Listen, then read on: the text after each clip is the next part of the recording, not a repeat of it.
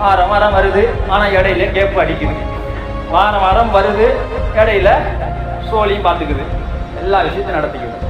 ஆனா ஆளு வருது, ஆனா வளர்ச்சி இல்லை. சரீரம் வருது, ஆனா மேன்மை இல்லை. உடம்பு வருது, ஆனா பரிசுத்தம் இல்லை.